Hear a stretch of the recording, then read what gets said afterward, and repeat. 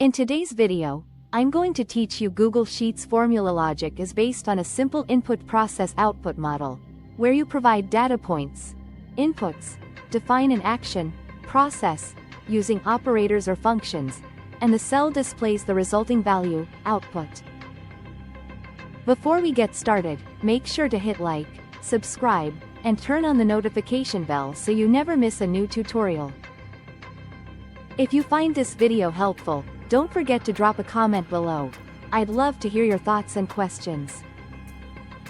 Think of every formula as an instruction that tells the cell what to calculate. Instead of storing a fixed number or a word, the cell stores the rule you give it and computes the result on the fly. That's why spreadsheets feel dynamic. Change an input, and the output updates automatically. To write any formula, start with an equals sign. The equals sign tells Google Sheets, I'm about to give you a calculation. If you type 5 plus 5 without the equals sign, the cell just shows the text 5 plus 5. Type equals 5 plus 5, and you'll see 10. It's a small detail with a big impact. Next, think about inputs. You can use constants, like typing equals 100 asterisk 1.05 directly into a cell, which multiplies a fixed value. Or you can use cell references, like A1 or a range such as B2, B10. References are the key to flexible spreadsheets.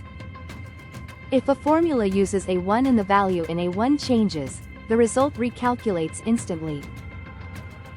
That connection is what makes formulas so powerful. Now, the process part of the model happens through operators and functions. Operators are the familiar math symbols: plus, minus, multiply, and divide. Functions are named commands that do common tasks for you. Every function has a name followed by parentheses that contain its arguments. For example, equals sum, A1, A10, adds the numbers in that entire range, and A1, A10 is the argument.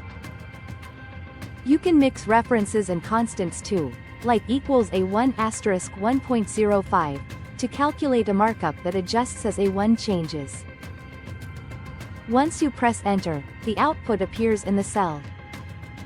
You'll see the final number or text result in the grid, but if you click the cell, the actual formula is visible in the formula bar at the top. That's a helpful place to review or edit what the cell is really doing. When a formula includes more than one operation, Google Sheets follows PEMDAS, parentheses first, then exponents, then multiplication and division, and finally addition and subtraction.